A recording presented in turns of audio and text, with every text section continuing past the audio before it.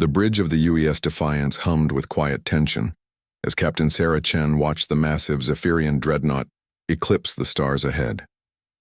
Its crystalline hull gleamed with an otherworldly luminescence, stretching nearly 3 kilometers from bow to stern, a monument to the technological superiority of the galactic hegemony.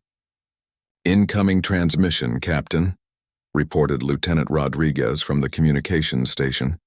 "Put it through."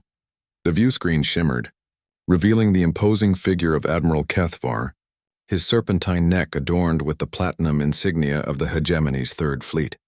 His 4 amber eyes regarded the human vessel with what Chen had learned to recognize as contempt. Primitive vessel. Kethvar's translator rendered his hissing speech into crisp standard. "I am Admiral Kethvar of His Imperial Majesty's Third Fleet. You have violated hegemony space. Surrender immediately and your crew will be granted the mercy of swift execution." Captain Chen leaned back in her command chair, a slow smile spreading across her weathered face. Then she did something that made every alien officer on Kethvar's bridge freeze in bewilderment.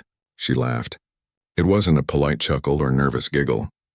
It was a deep, genuine belly laugh that echoed through the Defiance's bridge and transmitted clearly across subspace to the Zephyrian flagship.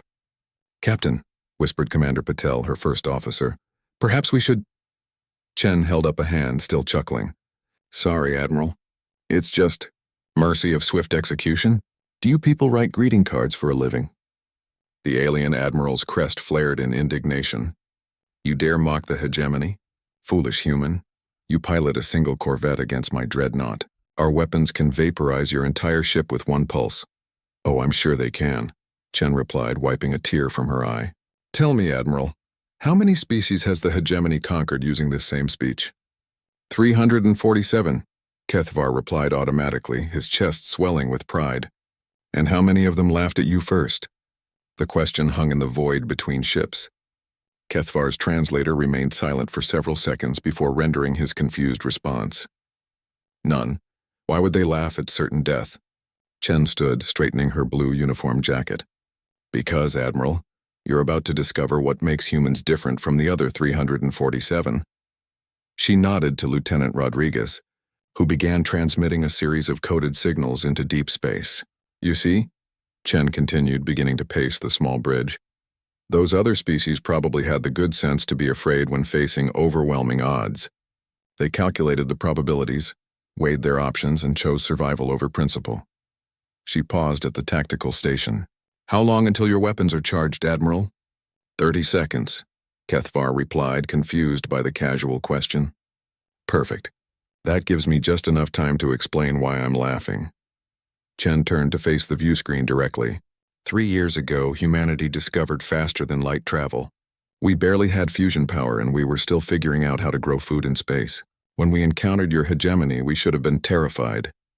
"You should have been," Kethvar agreed. "You should have submitted like the others." "But here's the thing about humans, Admiral. We have this wonderful little quirk in our psychology. When someone tells us we can't do something or that we're inferior or that we should surrender," Chen's smile widened. "We get stubborn." The tactical officer on Kethvar's bridge called out something in the Zephyrian language. The Admiral's eyes widened. "What is the meaning of this?" he demanded.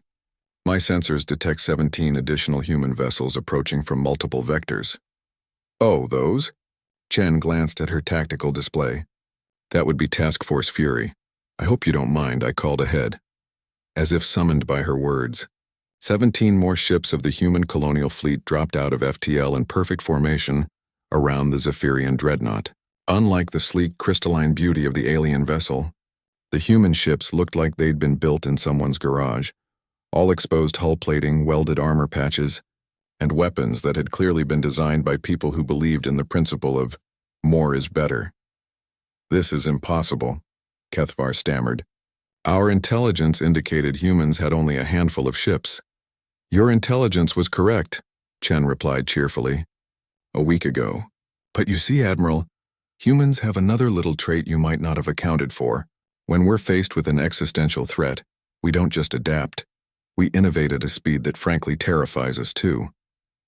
She gestured to her communications officer, who opened a channel to the entire fleet. "Task Force Fury, this is Captain Chen. Are the new weapon systems online? 17 confirmations crackled through the comm system, each captain reporting ready status in the colorful language typical of humanity's space service. Admiral, Chen continued, I want you to know that 6 months ago these weapons didn't exist. 3 months ago we had never successfully tested them in combat. Last week we weren't even sure they wouldn't blow up our own ships, and then why? Because last week we received intelligence that the hegemony was planning to demand our surrender. Chen's expression hardened, the laughter fading from her eyes.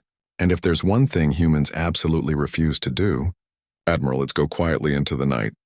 The space between the fleets crackled with energy as 17 human ships powered up weapon systems that violated half the known laws of physics and made the other half look like polite suggestions. This is your one chance, Admiral, Chen said quietly. Withdraw from human space. Tell your Emperor that Earth sends its regards, but we'll be keeping our independence. Thank you very much. HFY looked around his bridge at his crew, noting the fear in their eyes as they read the energy signatures of the human weapons. 347 species had surrendered when faced with the might of a hegemony dreadnought. But as he stared at the grinning face of the human captain, he began to understand why humanity would be different. They weren't calculating odds or weighing survival against principle. They weren't even afraid. They were having fun. All ships, he ordered quietly, begin withdrawal from this system. As the great crystalline ship began its turn away from Earth's solar system, Captain Chen settled back into her command chair. Rodriguez, she called out, make sure that transmission gets recorded in the official log. Already done, Captain. Chen smiled as she watched the alien dreadnought disappear into FTL.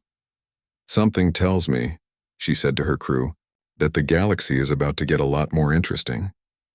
Behind them, 17 human warships powered down their weapons and began the journey home, carrying with them the knowledge that sometimes the best response to overwhelming odds isn't surrender. Sometimes it's laughter.